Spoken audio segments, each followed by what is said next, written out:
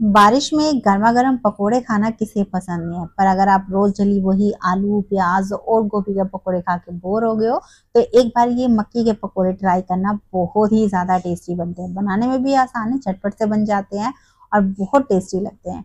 तो उम्मीद रखती हूँ फ्रेंड्स आज की रेसिपी आपको पसंद आएगी। तो चलो बनाते हैं। तो इन पकोड़ों को बनाने के लिए हमें लेने हैं स्वीट कॉर्न। मैंने यहाँ 2 मीडियम साइज के स्वीट कॉर्न लिए हैं। कोशिश करना कि थोड़े फ्रेश वाले स्वीट कॉर्न लेना, उनका टेस्ट बहुत बढ़िया आता है। तो अगर आप बिल्कुल वो ओरिजिनल वाले व्हाइट वाले भुट्टे मिलते हैं तो आप वो भी ले सकते हो। तो अब स्वीट कॉर्न की जो ये दाने हैं वो हमें निकालने हैं। आप चाहो तो हाथों से इस तरीके से निकाल सकते हो, पर इसमें बहुत ज्यादा टाइम लग जाता है। सिंपल तरीका बताती हूँ आपको। आप कॉर्न को 2 पीस में कट कर लेना जैसे मैंने यहाँ पर किए हुए हैं, और उसके बाद नाइफ से इस तरीके से इनको काट लो। तो बहुत जल्दी ये जो कॉर्न है वो निकल जाते हैं और मेहनत भी बहुत कम लगती है। तो इस तरीके से हम सारे जो पीस हैं इसके निकाल देंगे। थोड़े बहुत कटते हैं, भुट्टे में ही रह जाते हैं, कोई दिक्कत नहीं है। आप इसी तरीके से इनके दाने निकालना, ज्यादा आसानी भी रहेगी और जल्दी भी निकल जाएंगे और मेहनत भी कम लगेगी। तो एक बार इन चारों पीसों की जो ये भुट्टे हैं इनको हम अलग कर लेंगे। तो करीबन ये 1.25 कप के आसपास भुट्टों के दाने बने थे। अब इनको हम एक मिक्सर के जार में डालेंगे और साथ में ही इसके हम 3 टेबलस्पून भुनी हुई मूंगफली डालेंगे। सिंपल है, भुनी हुई मूंगफली मार्केट में भी मिल जाती है। अगर घर पे कच्ची मूंगफली रखी है तो आप उसको सेक लेना, सेकने के बाद थोड़ी क्रिस्प हो जाएंगी, उसका छिलका उतार के फिर आप यूज करना। अब करीबन 3 टेबलस्पून ही मैंने यहाँ पर सूखा नारियल डाला है। यहाँ पर आप नारियल की जगह डेसिकेटेड कोकोनट भी ले सकते हो। तो सूखा नारियल और भुनी हुई मूंगफली से इन पकोड़ों में बहुत बढ़िया टेस्ट आता है। थोड़ा सा डिफरेंट टेस्ट भी आता है नॉर्मल पकोड़ों के मुकाबले। तो हो सके तो आप इसे जरूर ऐड करना। साथ में 4 मैंने यहाँ हरी मिर्ची डाली है। तो हरी मिर्ची को आप अपने परिवार के टेस्ट के हिसाब से डाल लेना। बस ढक्कन लगाना है और पल्स मोड पर इसको पीस लेना है। पीसते समय इसको बहुत फाइन पेस्ट नहीं बनाना है, थोड़ा सा दरदरा पेस्ट आप रख सकते हो, जैसे आप यहाँ देख रहे हो। आप अपनी पसंद के हिसाब से भी इसको पीस सकते हो। अगर आपको थोड़ा सा और दरदरा रखना है, खड़ा खड़ा सा पेस्ट रखना है, तो आप वो भी रख सकते हो। तो यहाँ पर इस पेस्ट को देखकर आपको लग रहा होगा कि मैंने पीसते समय इसमें पानी डाला है। तो मैंने पानी नहीं ऐड किया है। जो भुट्टे मैंने लिए हैं वो बिल्कुल फ्रेश थे, उसमें मॉइस्चर का कंटेंट ज्यादा था, जिसकी वजह से यहाँ पर ये जो पेस्ट है थोड़ा सा पतला बना है। अगर आपके भुट्टे पुराने होंगे तो जो ये पेस्ट है वो आपका थोड़ा सा थिक बनेगा, यानी हल्का सा सूखा सूखा बनेगा, पर ये तब भी पिस जाएगा। कोशिश करना कि आप पानी इसमें ना डालें। तो अभी इसके अंदर हम कुछ और चीजें डालेंगे। मैंने यहाँ पर 3 मीडियम साइज के प्याज लिए, पहले से अच्छे से वॉश करके छिलका उतार कर ले लिए। अब इन प्याज को हम इस तरीके से लंबा लंबा कट कर लेंगे। आप अपनी पसंद के हिसाब से भी इसको कट कर सकते हो। अगर आपको बिल्कुल बारीक चॉप करना है तो बारीक चॉप करके भी डाल सकते हो, और अगर आप चाहो तो यहाँ पर थोड़े से आलू भी ऐड कर सकते हो, वो भी बहुत बढ़िया लगते हैं। तो अभी जो ये लच्छे हैं इनको थोड़ा सा अलग कर लेंगे और उसके बाद इसे हम भुट्टों के पेस्ट में ऐड कर देंगे। अब साथ में ही इसके हम मसाले भी डालेंगे, पर उससे पहले मैंने यहाँ धनिया पत्ती डाली है। यहाँ पर धनिया पत्ती की क्वांटिटी आप अपनी पसंद के हिसाब से थोड़ी सी कम या ज्यादा डाल सकते हो।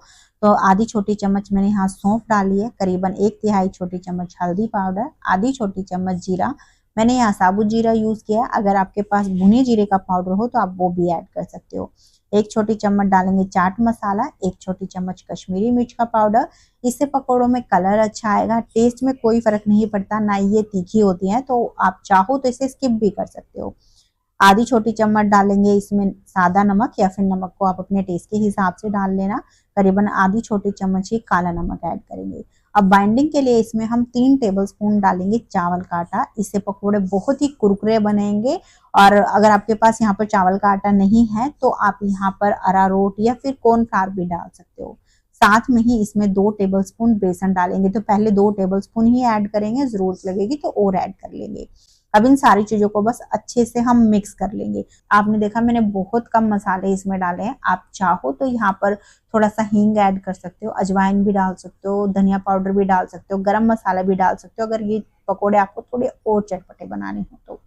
तो आप देख रहे हो मैंने सारी चीजों को यहाँ पर अच्छे से मिक्स कर लिया, और इसी तरीके का हमें यहाँ पर ये मिक्सचर रखना है। अगर आपका मिक्सचर यहाँ पर ज्यादा पतला हो गया तो आपके पकोड़े फ्लैट बनेंगे, अगर ज्यादा ही थिक हो गया तो बहुत टाइट बनेंगे। इस तरीके का मीडियम आप टेक्सचर में मिक्सचर को रखना। अगर आपको लगे कि आपका मिक्सचर यहाँ ज़्यादा ड्राई है तो आप थोड़ा सा पानी इसमें डाल सकते हो, 1 आधी चम्मच। और अगर लगे ज़्यादा ही पतला हो गया तो आप यहाँ बेसन ऐड कर सकते हो। वैसे हमने जिस मेजरमेंट से लिया है ये जो पकौड़ा का मिक्सचर है उसमें आपको 1 आधी टेबल स्पून से ज़्यादा बेसन नहीं लगेगा। तो अभी मिक्सचर बिल्कुल तैयार हो गया। अब इन्हें हमें फ्राई करना है, तो उसके लिए मैंने पहले से ही तेल को गर्म होने के लिए रख दिया था। तेल को अच्छा गर्म हमें करना है। एक बार हम इसको चेक कर लेंगे। तो उसके लिए पहले आप थोड़ा सा मिक्सचर लो पकौड़ों का और हल्की सी इसको एक रैंडम सी शेप दे दो। उसके बाद जो ये मिक्सचर है ऑयल के पास में इस तरीके से आराम से जाकर छोड़ दो। आप देख रहे हो अच्छा खासा यहाँ पर तेल गर्म हो गया है अभी। तो आंच को लो और मीडियम के बीच में कर दो और फिर इसी तरीके से थोड़ी सी रैंडम सी शेप देके यहाँ पर मिक्सचर की ऑयल में डालते जाना। ध्यान रखना कि ऊपर से नहीं डालना, ऑयल के थोड़े से पास में ले जाकर फिर आपने यहाँ पर मिक्सचर छोड़ना है।